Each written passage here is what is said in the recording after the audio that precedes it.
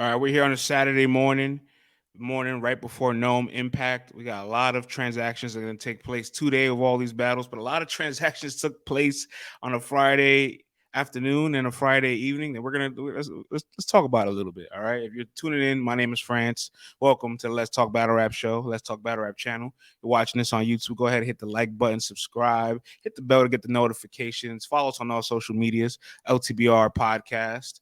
You know what I'm saying? And check out the website, let's talk about rap.com, for all your latest information, editorials, stats, and news updates. And boy, do we got a ton of news updates. Okay, Friday afternoon, Eazy The Block Captain announces a statement on his Twitter and Instagram that he is no longer associated or a member of Gun Titles. Nicely typed in Times New Roman. As of today, I, Eazy The Block Captain, will no longer be associated nor label myself as a member of Gun Titles. I am extremely grateful for the opportunity that being a member of Gun Titles have afforded me over the years. Could have turned on the Grammarly for this one. It has been an incredible experience to be a part of such an iconic and talented team, and I truly value all the valuable knowledge I've gained as a member of Gun Titles. I wish each member of Gun Titles great success in future endeavors. Free the wave. Thanks and best regards. Eazy The Block Captain. It's either thanks or best regards or the warmest regards or just regards. You don't got to use both. But yeah, Eazy The Block Captain announced this. And, make no mistake, everything he does is calculated at this point. There's a reason why it was dropped at the timing that it was dropped. And there's a lot to talk about with this exact announcement that was made here. So, you know, what does Eazy The Block Captain leaving Gun Titles means? The most important part about communication is hearing all the things that isn't being said. You know what I'm saying? Because sometimes that bridges the the gap between confusion and clarity. Now, let's just call it what it is, right? There could be some writing on the wall as far as the second Eazy left URL. He's on Chrome. Chrome 23 is now his league. He's no longer going to be battling on URL. They've blocked the battles. We got this ongoing onslaught war. Have you heard about it? Maybe, maybe not. So that in itself obviously severs ties to everything related to URL, gun titles included. But I think it's deeper than that, right? Because you could easily say, well, we know what side Eazy's on, we know what side Rock is on. They're never going to battle each other because of the separation there. But you can go as far as back to when Eazy was gun titles, and he dropped the Himothy album and the Himothy audio book, and you could go down the timeline. You could see Surf never tweeted it out. Maybe Eazy noticed that, and that could be something like, all right, well, he never tweeted out my album. Sounds minor, but it's little things like that to start to add up over time. And I can definitely tell that, like, between everything going on with this ongoing war, you didn't see any of the Gun Titles members at the Trenches event. There could have been a little bit of things piling up over time that just accumulated to being enough for Eazy to make his decision. We probably saw the decision coming a mile away, but I do want to say though, with Eazy The Block Captain having that conversation with Henny Man earlier this week about the statement being released, Henny posting it first, OTFMZ posting it first, whoever posted it first, you got the information from somebody, so why didn't you contact me prior? You have a report with me. I would think that the relationship between Eazy The Block Captain and Tay Rock is higher and stronger than a report. Like, they were in the same crew, they're in the same. They broke bread together. They've had a 2-on-2 together.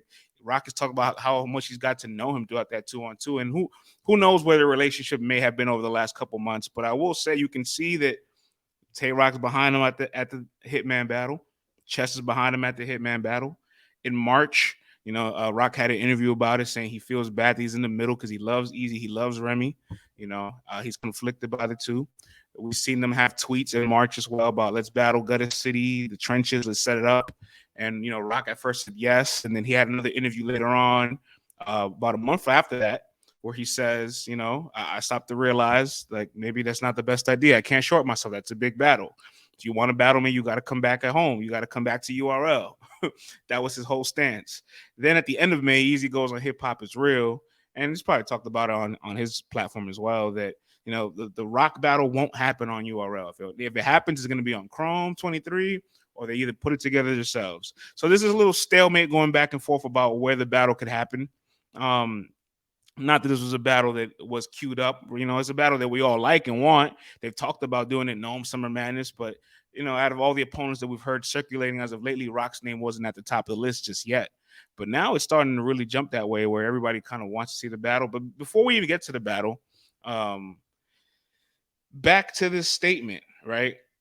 Prior to the trenches, just about a week before the trenches, Tay Rock went on a platform called Pardon My Opinion podcast, and he had a lot of well-regarded things to say about Eazy. Talk about how much he supports him, how he would battle on the trenches. He wouldn't battle him on the trenches. He has to battle him on URL, but he would do a battle for him on the trenches. And he kept saying he salutes him. And while he's publicly always showing support and positive wishes to Eazy, um, we don't know what it's like behind the scenes, right? We don't know what they're saying to each other behind the scenes. There's a quote here from Tay Rock on that same platform where pretty much says, let me pull this quote up for you guys. Where are we at with it?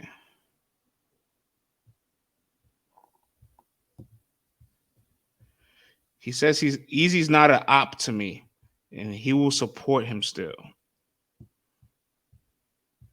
Eazy is not an op to me.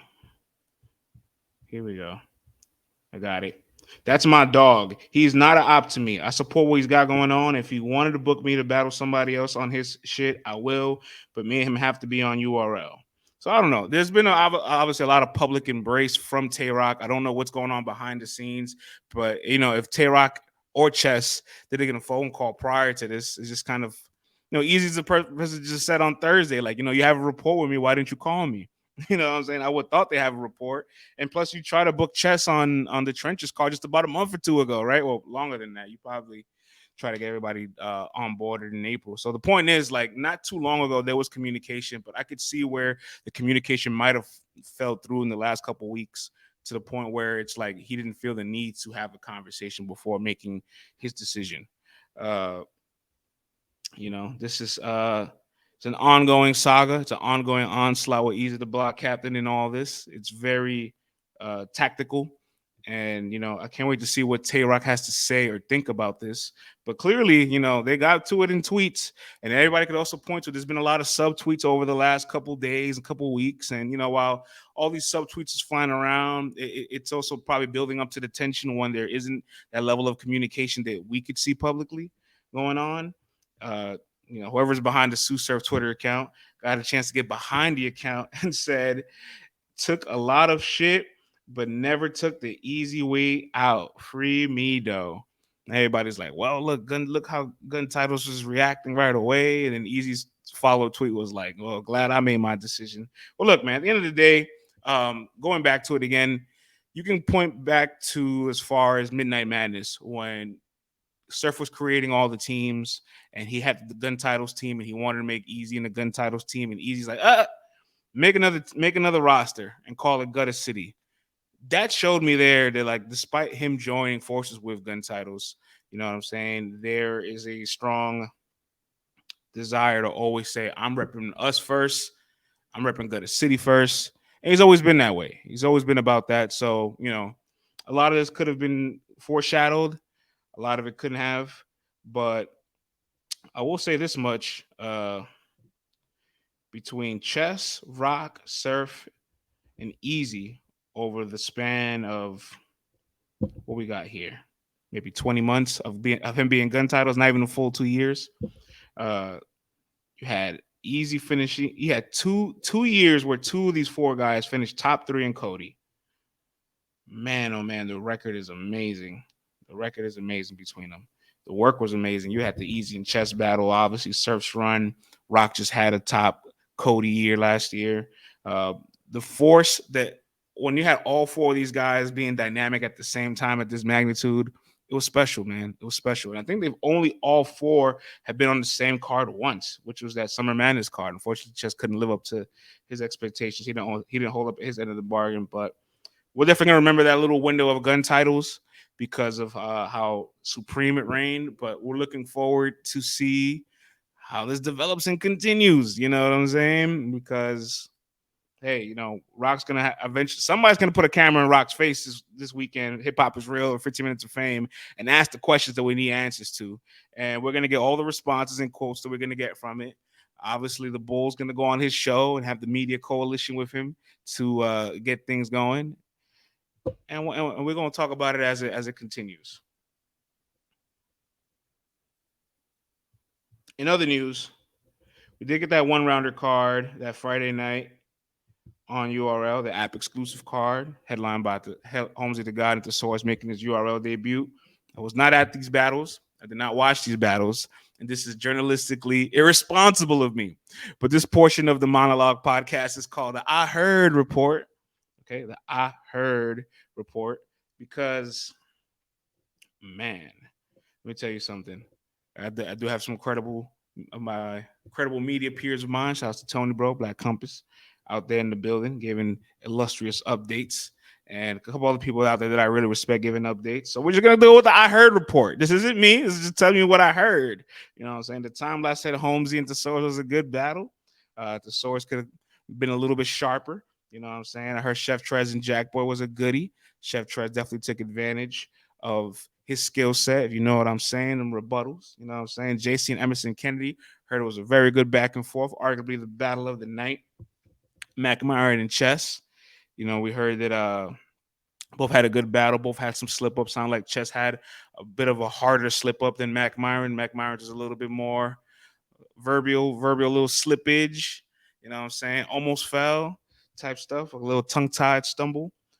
Heard stumbles. Speaking of stumbles in your honor. Heard they had a very good one rounder that was holding the bar of battle of the night until JC and Emerson Kennedy could still arguably be the battle of the night. So it's good to hear two of them showcasing what their potential could be for one round. I mean, that's what they normally do anyway. Prep and Snake Eyes. I heard this battle went a little beyond measures. You know what I'm saying? Prep is the angle bull. He likes to take these angles from time to time that sometimes they hit, sometimes they miss. And whatever angle he chose to use, something very personal on Snake Eyes, clearly didn't work because Prep admitted that he lost the battle afterwards. And Snake Eyes, man, Snake Eyes is the interview king, man. This guy gets on camera and it's just start bombing on Prez, man. Prep. Hold on. I gotta just keep it real with you. You's a bird nigga. Like, a nigga could make you do anything. Like, bitch, call you, say you text back, you come in, write your raps behind that. Nigga, you an MC. Where your story at? Where your life? Yeah. You're an MC. Where's your story? Where's your life? I didn't hear anything about Big T and Big Hand. I don't think the battle went down, and we all got the chance to see B Magic and Casino. They gave us that treat on the stream, and that was a goodie. Casino looked very well in that one round battle. You know what I'm saying? The Magic still out here punching, doing his thing. So that's the I Heard report from the one rounder card. Of course, like I said, this is not journalistically responsible because at this point, I'm spreading narratives. I'm spreading narratives by telling you what I heard and acting like it's actual gospel. But some of this is coming from the rappers themselves. Some of this is coming from credible media. If you didn't hear it from me, you're probably gonna see it on your own. So what difference does it make? All right. Oh, they did have a band battle, True Phone Ace Amin, and that battle was actually 3 rounds. Trufo himself tweeted out that I'm bogus. And when he says that, I know exactly what that means. That means that he did not complete the objective. He wasn't clean throughout his battle. Did he choke in 1 round? Did he choke in 3? That I don't know. But I did see clips of the battle getting very, very physical with the bumping and pushing and shoving and separating. And once Beasley has to do the jaws of life with both of his arms and extend everybody, the battle's gone too far. But Jack Boy Maine did get a chance to go and talk about it. You know what I'm saying? He talked about it very early in the morning. He said, tell them Chicago to leave us alone. Leave us alone. He said, Ace brought the casket. I'm going to bring the nails on it. I'm going to put the nails on it. He said that Trufo finished no rounds. See, I don't, that's where I got to take this grain of salt. I didn't see it for myself, but everybody's telling me he wasn't clean. And Trufo also went and told us beforehand, everybody, he let us know before anybody else could. He said himself, I'm bogus. I was unprepared. I'm sorry, Trufo. It's not something I want to hear from you, man. You know what I'm saying? Like, these are the moments where, like, the people that root for you are just very disappointed in your production if you are unable to stay clean. Plus, this is the lucrative offer that I guess got you off the trenches, right? This battle was supposed to be a week prior. yeah, this battle wasn't supposed to be on this weekend. You know what I'm saying? I know it got switched around. I heard about the conversations, but it was supposed to be last weekend. So if you weren't ready a week, if you weren't ready now, were you ready a week ago? I don't know. I don't know. But you know, that's how the cookie crumbles.